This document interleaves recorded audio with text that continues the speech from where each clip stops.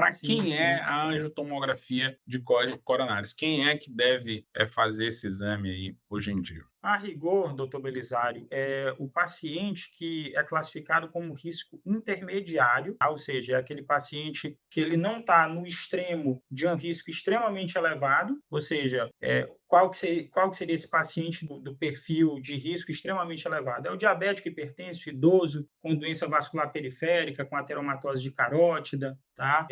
Pressão arterial mal controlada, dislipidêmico, e o baixo risco, no outro oposto, é aquele paciente que não tem esses fatores de risco, que não é sedentário, que não tem dislipidemia, não é hipertenso, não é diabético, não fuma. Então, essa seara do intermediário, ela é muito vasta, ela é muito diversa. Então, você tem pacientes com risco intermediário, mas um risco intermediário baixo. Tem pacientes com risco intermediário a um risco intermediário alto. Classicamente, vocês da cardio, né, os cardiologistas, usam os critérios de Framingham, né, para poder avaliar essa estratificação de risco, mas essa estratificação de risco clínico, ela não cobre toda a zona cinza de risco, que é esse risco intermediário. Tá? Ela vai identificar muito bem o paciente com risco elevado, o paciente com risco baixo. Então, a despeito dessa estratificação do risco clínico, ainda é válida e tem que ser feita, a angiotoma ela vem como uma ferramenta adicional para aquele paciente, na maioria das vezes, que é assintomático do ponto de vista coronariano, ou seja, que não tem dor torácica, não tem aos esforços, não tem uma dor anginosa, mas que ele pontua, tem uma pontuação aí intermediária em score de risco clínico. Então, para você estratificar melhor esse paciente, você usa a ferramenta da angiotomografia, que nada mais é do que uma tomografia direcionada para o coração, tá? Onde você tenta, através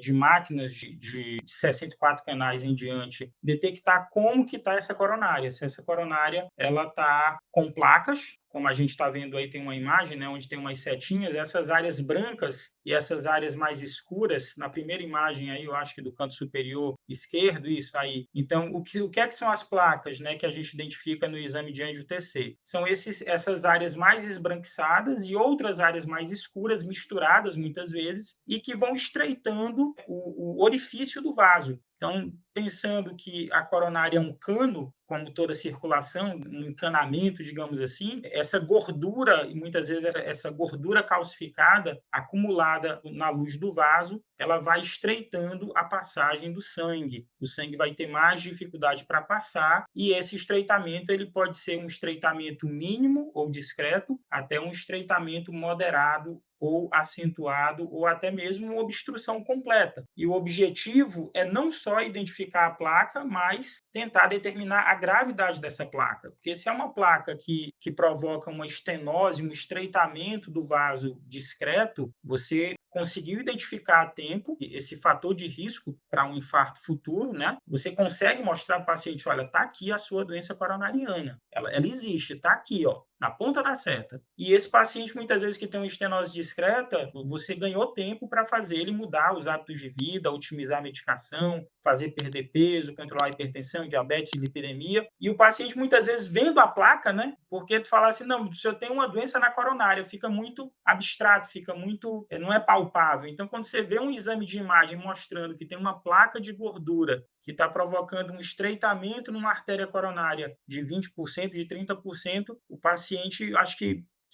vira automaticamente uma chave na cabeça dele, e isso é relato de vários colegas clínicos. Quando isso acontece, a aderência do paciente ao tratamento melhora de forma substancial. Então, não é só um exame para diagnosticar e estratificar a gravidade, é um exame que ajuda muitas vezes, quando dá alterado no paciente, a ter uma aderência mais otimizada aí ao plano terapêutico.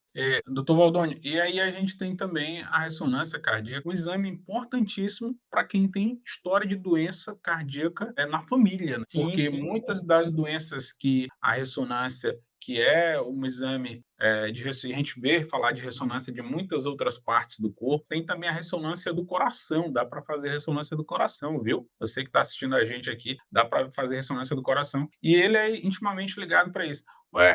Quando aí a gente já virou um pouquinho a chave, doutor Valdo. Quando é que a gente faz a ressonância do coração? Mas quando é que a gente faz aí a ressonância do coração aí? O que seria o paciente que te teria indicação de fazer uma ressonância do coração para que a nossa audiência saiba disso aí.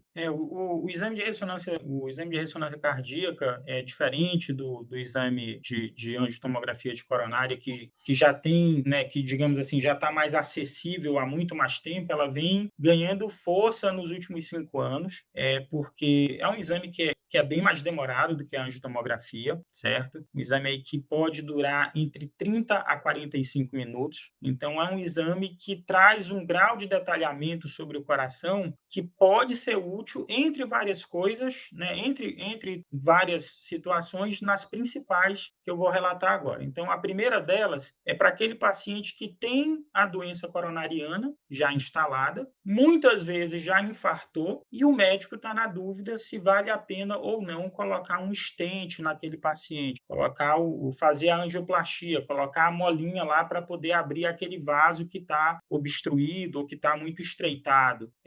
Onde que a ressonância entra nessa indicação? A ressonância ela tem a capacidade de dar características do músculo cardíaco que vão permitir a gente sugerir se esse músculo ainda tem condição de ser salvo, ou se tem condição desse músculo cardíaco, após a colocação do stent, melhorar de alguma forma. Ou seja, a gente está procurando na ressonância cardíaca nesse paciente, muitas vezes que já infartou, como eu falei, se tem fibrose no coração ou não. Ou seja, o miocárdio, se o músculo cardíaco, ele é viável ainda. Porque muitas vezes o paciente já infartou, ele é um idoso, ele tem múltiplos fatores de risco, e você faz a ressonância, esse paciente apresenta sinais ali de que não vai valer a pena colocar um stent, muitas vezes você opta por um tratamento mais conservador. De outra forma, pacientes que tiveram um infarto extenso e que por si só já seria uma indicação de, né, perder o tempo, não fez nenhuma terapia de revascularização, e muitas vezes o médico quer jogar a toalha, não quer investir numa otimização terapêutica. Muitas vezes você se surpreende que praticamente, diante de uma condição clínica de um infarto teoricamente grave, você tem praticamente